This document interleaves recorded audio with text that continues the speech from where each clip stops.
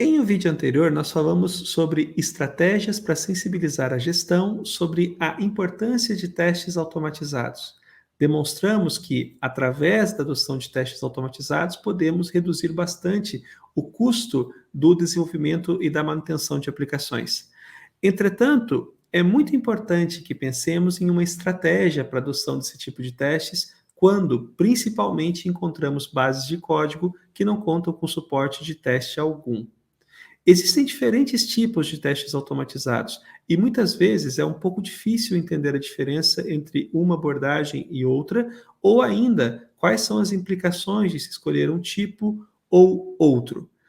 Para tentar simplificar esse entendimento, eu e meu associado na Eximiaco, Rafael Amaral, vamos compartilhar com você um conceito bastante popular, que é o conceito da pirâmide de testes. Rafael, apresenta para nós a pirâmide de testes. O que nós temos aqui? Bom, o que vocês conseguem observar é que a pirâmide, essa é uma maneira simplificada, ela é distribuída em 3 categorias. A categoria de testes de unidade, que está na sua base, né? Os testes de integração, que está no seu meio, e os testes de end-to-end, que está no seu topo. Além disso, tem duas informações muito importantes nessa apresentação, que é o custo associado a cada tipo e a sua categoria, e o tempo de execução, que também é uma outra forma de traduzir custo. Interessante. Aqui então, o que eu estou verificando são 3 tipos, a princípio, de testes automatizados que eu consigo produzir, e eu tenho aqui uma verificação de custo para desenvolvimento, manutenção e execução, e o tempo para execução. E eu estou verificando que os testes de unidade são aqueles que são os mais baratos de se escrever, pelo menos manualmente, e aqueles que são executados mais rapidamente. Em compensação, os testes end-to-end, que eu estou vendo lá em cima, são os testes que custam mais caro para se desenvolver e manter e que, consequentemente, também são aqueles testes que vão consumir maior tempo de execução. Muito bom, muito bom. Eu vou avançar aqui um pouquinho, porque é interessante a gente fazer a distinção desses diversos tipos de testes. Vamos então começar algumas ponderações. O primeiro tipo de testes que a gente enxerga aqui são os testes de unidade. Rafael, todo mundo que desenvolve software já conhece testes de unidade, mas, recapitulando, do que nós estamos falando aqui? Testes de unidade, eles têm como objetivo principal garantir que uma unidade de software esteja funcionando de acordo com suas regras e ou limites, né? Seja limite de máximo, limite mínimo e etc. O problema que nós normalmente encontramos em nossos clientes é que as pessoas elas menosprezam o poder da unidade e ela acaba transformando um teste de unidade em um teste de integração. Perfeito. Só para poder resgatar, quando se fala sobre testes de unidade, aqui se está falando com maior frequência daqueles testes que estão tratando de um método, por exemplo, de uma classe. O teste mais próximo do programador. O teste de unidade é aquele teste que o programador escreve para demonstrar que aquele método que ele acabou de produzir está funcionando. Então, ele está restrito ali no escopo ao arquivo fonte, que é o arquivo que o programador produz. É isso mesmo? É exatamente isso. Não só restrito ao arquivo fonte, mas restrito àquela classe. Ele não pode estar orquestrando com outras as classes. Avançando um pouquinho, nós vamos encontrar os testes de integração. Aqui eu vejo que você criou uma representação mostrando o teste de integração como algo mais amplo. Explica para nós a diferença entre teste de unidade e teste de integração. Exatamente. A diferença principal é o escopo. O teste de unidade ele visa a unidade, uma menor operação atômica que você pode encontrar dentro do seu código. Já a integração ela visa garantir que a orquestração entre mais de uma unidade esteja funcionando. Isso pode ser tanto o mais próximo da unidade em si, ou o mais próximo do que seria o acesso ao usuário, né, o cliente. Assim. Ele quase se torna um end-to-end em alguns cenários. Deixa eu ver se eu entendi aqui. O teste de integração, ele quase sempre fala mais sobre uma feature, ou algo que o pessoal de negócio consegue entender.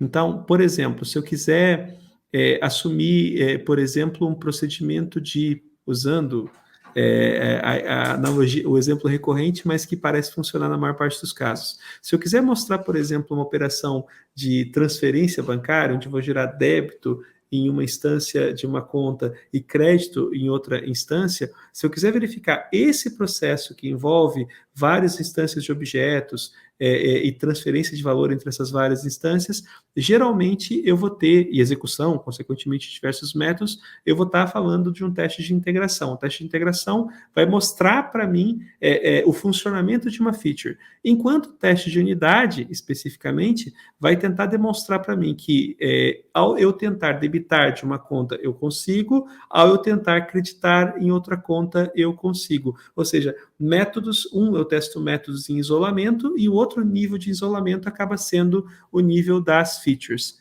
E aqui você me diz que os testes de unidade são mais baratos do que os testes de integração e que eles também rodam mais rápido. Isso parece bastante instintivo, porque na prática, quando você está testando um escopo menor, que é o escopo da unidade, você consegue, você não tem um trabalho para levantar procedimento, o tempo de execução acaba sendo muito mais curto. Agora, quando você está tratando de testes de integração, esse tempo costuma então ficar naturalmente um pouco maior e o investimento também ficar um pouco maior também. Bem interessante. Vamos para o terceiro cenário, então, que são os testes end-to-end. Aqui nós temos uma relação bem diferente. Bem diferente. Os testes end-to-end é mais conhecido como os testes que seriam simulando o cliente, né? Então eles utilizariam a interface. Em alguns cenários a gente vai encontrar eles sendo utilizados também na própria Web API, quando não há interface, como é business to business, né? Então você tem o teste end-to-end. A ideia dele é não saber nenhum tipo de detalhe de implementação. Eu não quero saber se a gente está usando o banco A, o banco B, eu só quero saber, dado esta entrada, eu tenho esta saída. Esse teste, do ponto de vista do todo, ele é mais simplificado, porque você não está se importando com as nuances da implementação. Porém, todavia, você está fazendo uma troca, porque você vai ter dado, né? Você vai salvar esse estado no banco, você vai passar por uma infraestrutura de servidores, então ele acaba sendo mais caro, tanto o tempo de execução quanto o tempo de mantê-lo dentro das nossas operações. Eu tenho um custo de setup aqui, né? Porque eu tenho que garantir, por exemplo, que a base de dados, se eu estiver tratando da inclusão, se o meu teste for de inclusão de, por exemplo, um cliente, eu tenho que garantir que essa base de dados já não conte com o cadastro daquele cliente, porque senão, obviamente, eu vou falhar para cadastrar, não porque efetivamente o meu código não está funcionando, mas porque a minha base de dados já possui algo que invalida aquela execução. Bastante interessante. Bastante interessante. Agora, o que fica curioso aqui é que, obviamente, o custo para a produção de um teste end-to-end é significativamente maior do que o custo de desenvolvimento de um teste de unidade. Outra coisa que me chama atenção aqui é que, eventualmente, a pessoa que escreve esse teste pode ser uma pessoa diferente. Ou seja, enquanto o teste de unidade é algo que vai ser feito fatalmente pelo programador, porque é um teste de caixa branca, eu preciso ter acesso ao código, entender como o código está estruturado, entender a intenção daquele código. No end-to-end, eu tenho, na verdade, o cumprimento de um contrato, no caso de uma API, ou então do comportamento de uma user interface, no caso de uma aplicação web. É mais ou menos por aí mesmo, Rafael? Exatamente. Sendo que quando a gente fala de integração, ora ele vai estar muito mais próximo de um teste de unidade, ele se parece com um teste de unidade tanto em custo quanto em tempo de execução. Ora, ele pode estar muito próximo do teste end-to-end, no cenário que depende de qual é a maneira que você está fazendo o teste de integração. Porque existem testes de integração, diferente da nossa imagem, que você utilizaria o banco também. Isso seria de acordo com a escola clássica de teste, porque você quer garantir o mais próximo do ambiente de produção possível, certo? Por outro lado, tem uma outra escola, que seria a escola de Londres, que defende que você utilize somente mocks e stubs, porque isso reduz o custo. Porém, você está trocando a tranquilidade, o conforto de estar emulando o ambiente de produção. Então, ele pode variar bastante o teste de integração. E fatalmente você não está testando também com o teste onde você utiliza, na escola clássica, onde você utiliza a infraestrutura como um todo, você já está verificando, por exemplo, aspectos como o custo da comunicação na rede e outros aspectos, né? Porque efetivamente, quando você está utilizando uma solução com mocking ou mesmo Stubbs, você vai ter fatalmente uma emulação, e essa emulação às vezes traz um comportamento que é bem diferente do comportamento dos componentes reais com a qual aquele código tá interagindo. No final das contas, me parece sempre que você tem uma questão aqui de definir sobre o que está sendo testado, o que está sob o teste, o que é a parte que está sob o teste. No teste de unidade, eu estou testando um método. No teste de integração, eventualmente eu estou testando uma lógica, eu estou tentando demonstrar que uma feature está funcionando sem necessariamente validar isso contra a infraestrutura. E no teste end-to-end, eu estou mostrando de fato essa feature funcionando, já utilizando e considerando a minha infraestrutura. O ponto interessante aqui, Rafael, e aí tentando fazer um link com a apresentação que nós fizemos antes, onde nós tentamos convencer as gerências, né? No caso dos testes de unidade, nós temos fatalmente um artefato que vai ajudar o programador a entender o código mais rapidamente. Me parece ser esse o grande propósito. Enquanto, eventualmente, os testes end-to-end e, eventualmente, também aqui os testes de integração, eles reduzem as chances e, consequentemente, também a demanda de você ter uma reentrada na fila em função de um bug que vai ser identificado por um time de QA. Você entende que os testes end-to-end deveriam ser escritos pelos desenvolvedores ou pelo time de QA de uma empresa? Olha, o meu entendimento, eu diria que todos eles deveriam ser feitos por desenvolvedores. Eu não acredito numa equipe de QA separado, eu acredito numa equipe de QA que são formadas por programadores, tá? Porque eu acho que é a melhor maneira de a gente conseguir entregar as melhores automações possíveis. Dito isso, o end-to-end, sem dúvidas, pode ficar na mão do QA dentro das estruturas tradicionais, tá? Porque ele não precisa ter um conhecimento interno do código e não deveria. Se ele está tendo, provavelmente você está fazendo da maneira errada, tá? Agora, sem dúvidas, integração e teste de unidade são responsabilidades dos desenvolvedores. E por incrível que pareça, a gente encontra mais no cliente a dúvida sobre quem deveria escrever os testes de integração e de unidade do que quem deveria escrever o end-to-end. Perfeito. Aliás, aqui fica uma outra consideração. Imagina que eu estou trabalhando com um grande sistema legado. Um dos grandes problemas de você desenvolver, tentar escrever testes para um sistema que é legado é que o código em si não é aderente à escrita de testes de unidade. Por quê? Porque muitas vezes a execução de um trecho de código tem dependência, é acoplada com vários outros componentes da minha solução. E aí eu não consigo escrever testes de unidade, pelo menos não para aspectos que são mais relevantes. Eventualmente, nessas organizações, o que se faz muitas vezes é se começar pela escrita de testes de integração ou testes end-to-end. Entretanto, nós sabemos, mais uma vez, que esse tipo de teste tem um custo, uma tendência de custo muito mais alta. Você tem visto funcionar esse tipo de abordagem de se começar com sistemas que não têm testes, se começar com a escrita de testes end-to-end e aí tentar descer o nível e baixar até o nível do teste de unidade? Olha, não só concordo, como eu utilizei ontem, por exemplo, aonde tinha uma. Eu estou no sistema legado, trabalhando no sistema legado, ninguém me explicou como ele funciona e não precisaria disso. Eu criei um teste de proteção, que era um teste de integração de dentro do próprio código, nada de end-to-end, exatamente para produzir os resultados que hoje e depois para eu poder validar o resultado depois das minhas mudanças. Essa é a melhor estratégia que você tem dentro de um cenário legado. Dentro de um cenário de código novo é tudo um pouco mais fácil. Dentro de um cenário legado onde você não tem inversão de controle, onde você não tem injeção de dependência, onde você não tem nenhuma das boas práticas que são defendidas dentro do Solid ou do Dry e etc., fica muito difícil escrever teste de unidade. Então, sem dúvidas, o melhor caminho. O problema que se encontra é que quando as pessoas percebem que o custo é alto, eles dizem que teste é caro. não só o teste de integração, eles não sabem que essa escolha é uma escolha deliberada, né? Eles não percebem isso, e eles acabam abandonando. Então eu tenho encontrado bastante projetos que começou e parou. E eu pergunto, por que que parou? Ah, porque estava custando muito caro, não tinha muito benefício e etc.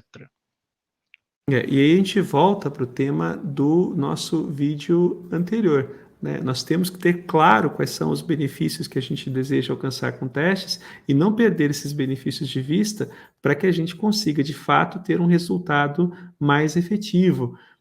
Se a gente perder de vista, por exemplo, que o objetivo dos testes de integração é reduzir as chances de que nós tenhamos o retorno na fila por problemas encontrados pelo time de QA, então a gente acaba realmente tendo um investimento que é muito alto, sem nenhum tipo de compensação direto. Um outro ponto interessante aqui a destacar, Rafael, outro dia nós estávamos conversando com a Roberta Arcoverde, que trabalha no Stack Overflow, né? E ela comentou sobre, sobre o fenômeno do Stack Overflow, que ao longo de muito tempo foi desenvolvido sem suporte de testes, e que agora, recentemente, em função até do compromisso que eles assumiram com alguns clientes, começaram a passar a adotar testes na solução e começaram exatamente por testes end-to-end, que são os mais pesados, enfim, mas que acabam entregando essa rede de segurança que você descreveu para a gente. Aliás, fala um pouquinho mais para mim sobre essa rede de segurança, sobre essa proteção que você, esse teste de proteção que você escreveu ali quando desenvolveu esse teste de integração. Sim, porque é um paradoxo, né? Quando você não tem um código que tem teste, como é que você sabe que você fez uma mudança funcionou? Para evitar esse paradoxo, você tenta criar um teste que emula o comportamento que está hoje. Então, dado os parâmetros de entrada, eu espero certos parâmetros de saída. Eu coloco isso no teste e eu trabalho isso da maneira o mais ampla possível, o mais alto nível possível, evitando sempre um teste end-to-end de interface, se for o caso. Se não for possível, pode ser assim também. E daí você começa um processo de fazer exatamente a criação de testes de unidade. Você vai separando esse código em inúmeras fases, em vários pedacinhos, e você pode fazer isso de maneira gradual. Você não precisa fazer, ou eu faço tudo agora, e nunca mais eu volto aqui, ou não será feito. Não, não é isso que a gente defende evolução gradual desse código. Então você cria esse teste e esse teste te passa a te dar o poder e o conforto de que as mudanças que você fez não quebrou, pelo menos dentro do cenário esperado dos testes que você adicionou. Gradualmente, quanto mais pessoas vai passando ali, ou até mesmo você vai adicionando mais e mais testes, e isso vai criando uma rede de proteção. E a gente abandona, que a gente citou até o Michael Feathers, aquela situação do edit and pray, e passa mais para um controlado, onde a gente dita quais são as regras do jogo. Perfeito. Deixa eu compartilhar contigo uma história minha forte com relação a teste de integração e teste de unidade. Uma vez eu tinha a responsabilidade de escrever um avaliador de expressões. Algo não tão complexo, mas de tremenda responsabilidade, pelo menos no contexto, na aplicação que eu estava ajudando a desenvolver. Porque esse avaliador de expressões, a princípio, seria utilizado para absolutamente tudo. Desde geração de programa para máquinas, era uma solução de CAD CAM, e até cálculo de orçamento, enfim, envolvendo dinheiro. E eu me lembro que eu tinha muita dificuldade naquela época de encontrar uma forma de começar a escrever testes de unidade. Eu estava viciado com a ideia do TDD, só que eu não tinha exatamente claro qual seria a estrutura do meu código a ponto de começar a escrever testes que ficassem estáveis à medida que o meu design fosse avançando. O design não estava claro na minha cabeça ainda. E eu me lembro claramente que eu escrevi, eu pensei na API mais alta, né, que faria a interface do avaliador de expressões, e eu pedi para essa interface mais alta me devolver o resultado da expressão 2 mais 2 dividido por 2. E esse 2 mais 2 dividido por 2, eu sabia então que o resultado tinha que ser 3, né? Só que dali para diante, comecei a fazer toda uma série de trabalho para começar daí ia fazer o processo de parsing dessa expressão, com análise léxica, análise sintática, enfim, para poder decompor ali os tokens, o número 2, o símbolo de mais, o número 2, dividido, enfim, e também toda a análise semântica, a construção da árvore, para tentar botar uma sequência de avaliação da expressão, porque, de novo, 2 mais 2 dividido por 2 é 3, para fazer toda essa construção, e aí eu comecei a construir uma série de código, e eu percebi que eu não escrevia necessariamente testes de unidade ali, eu estava escrevendo somente o código que eu achava que seria importante para poder fazer passar aquele teste de integração. E aí, quando eu fazia passar, quando eu fiz passar a primeira vez aquele teste de integração mais alto, né, onde eu estava validando 2 mais 2 dividido por 2, eu cheguei à conclusão de que eu precisava, então, começar um segundo exemplo de integração. Eu comecei a testar e introduzir exemplos e mais exemplos no alto nível. Quando eu senti que o meu código já estava relativamente encorpado, né, quando eu senti que eu já tinha uma solução mais madura a partir dos testes de integração que eu tinha escrito, e principalmente eu já tinha essa rede de segurança que você falou para mim, daí sim eu começava a escrever testes de unidade, e esses testes de unidade eram escritos de forma a, inclusive, dar um pouco mais de estrutura para o meu código, via métodos que estavam muito longos, ou então métodos que estavam privados e que eu não conseguia testar. Enfim, eu fui começando a fazer os ajustes de design a partir dos testes de unidade. E aí, efetivamente, eu tinha 2 ciclos. Né? Um primeiro ciclo que se iniciava com a definição de um teste de integração e um segundo ciclo depois que começava com essa abordagem com TDD. E aí, eu conseguia fatalmente, depois de um certo tempo, dar corpo para aquela base de código a ponto de ter algo que tinha uma certa segurança, né? Eu sabia que aquele resultado era válido. E o bacana era o seguinte, aquilo fechou tão bem para mim, e funcionou tão bem para mim, porque quando me reportavam bugs, eventualmente os bugs que eram reportados eram do tipo, esta fórmula não está sendo bem avaliada, esta fórmula está dando resultado, essa expressão está apresentando resultado incorreto. E aí o que eu fazia? Eu começava exatamente escrevendo um teste de integração, que no meu exemplo, pelo que você estava explicando aqui, se aproximava muito mais dos testes de unidade do que dos testes end-to-end, no meu cenário, porque eu não tinha dependência com I/O, não tinha, porque era um código bastante isolado. Bem bacana, bem bacana. Agora, Rafael, outra coisa que eu vejo acontecer bastante nos testes end-to-end, e que eu acho que também são outra coisa que eu vi acontecer algumas vezes, é você colocar testes que são produzidos como end-to-end para rodar em cima do ambiente produtivo. Então, você usa os testes end-to-end no ambiente produtivo exatamente com vistas a tentar identificar eventuais problemas de execução, problemas no ambiente produtivo que você não consegue pegar simplesmente a partir das análises das ferramentas de monitoramento. Esse também é um outro exemplo de aplicação, ou não? É um exemplo mais avançado.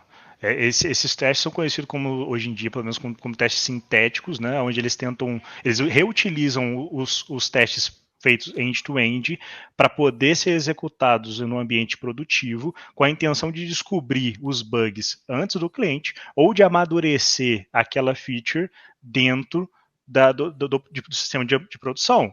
Por exemplo, se ela atende os critérios de velocidade, se ela atende os critérios de aceitação que foi determinado pelo negócio. Tá? Esses testes, eles são bem mais avançados porque eles demandam estruturas de engenharia de software que normalmente um código que não tem teste não vai ter. Por exemplo, observabilidade. Então, eu tenho que ter formas de encontrar o erro em produção de uma maneira que tenha um log que eu consiga identificar quais são esses erros, porque imagina, eu executo o teste em produção, mas eu não sei comunicar o erro. O que adianta, né? Qual é o benefício desse camarada?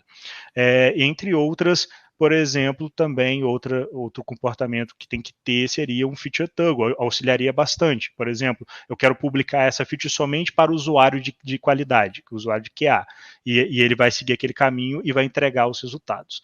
Esse caso, ele entraria em um teste de exploratório, né? E é bem legal. Só que não é um cenário para todo mundo.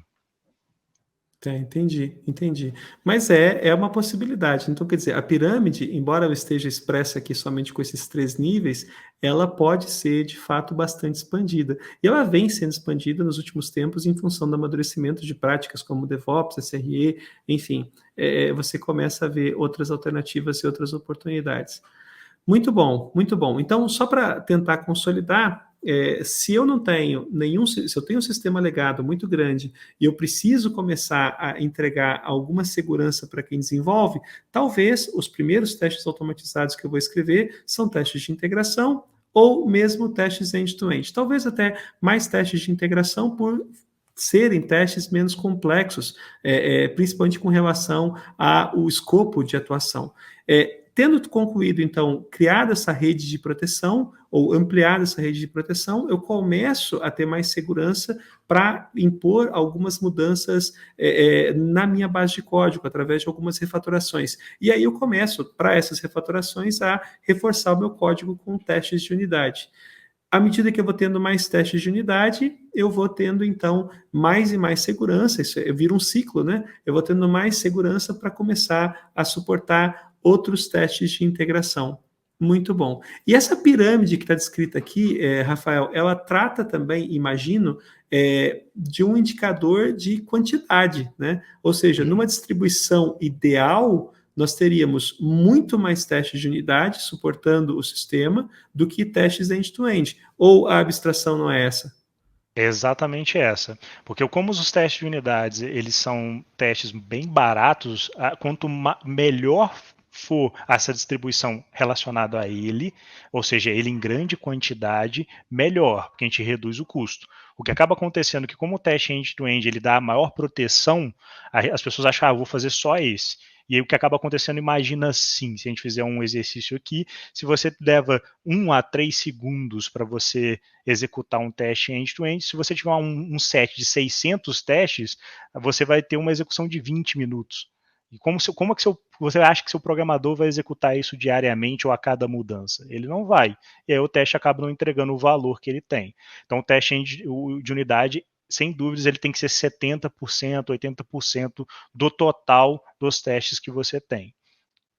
Mas é interessante, né? Porque eventualmente no início do processo de adoção de testes, você vai ter, sei lá, 100% de testes de integração ou de end-to-end, e aí você tem que começar a trabalhar para virar esse jogo. Outro ponto bastante interessante é que se você pegar as ideias modernas, você pega, por exemplo, o próprio Visual Studio, para quem desenvolve com .NET, você já tem ferramentas que permitem que essa execução dos testes de unidade aconteça de forma contínua, ininterrupta. Ou seja, enquanto o programador escreve código, eu tenho a minha suíte de testes em execução e eu vou tendo feedback direto se aquela alteração que eu estou fazendo está quebrando algum teste de unidade ou não. Outro ponto interessante a princípio, os testes de integração poderiam ser decompostos ou ter a sua funcionalidade demonstrada a partir de um conjunto amplo de testes de unidade. Ou seja, claro que, mais uma vez, né, eu assumo que um objeto, uma função está funcionando e a outra função está funcionando, então, consequentemente, a relação entre as duas deve funcionar. Então, eu começo a testar todas as partes que são utilizadas no teste de integração e eu mitigo bastante, exato, todas as partes que são utilizadas no teste de integração e eu mitigo bastante as chances do teste de integração lá na frente falhar. E isso é importante também porque os testes de integração, como você bem observou, são bem mais caros, né? E demoram mais tempo para serem executados. Muito bom, Rafael. Acho que cobrimos o suficiente aqui hoje com o que se refere a estratégias para se começar a adotar testes. Então, para uma empresa que não tem testes, comece eventualmente gastando alguma energia, você que é técnico, para implantar bons testes de integração, testes end-to-end. Esses testes vão conseguir demonstrar valor rapidamente, principalmente pelo aumento da segurança e pela redução dos tempos das features em fluxo. Então, você tem uma redução proposital do lead time interessante. Esse é o caminho, né? Você vai ter uma redução do lead time porque você vai reduzir o tempo em fila dessas features em função de problemas de teste, de retorno, de falha, enfim, de bugs.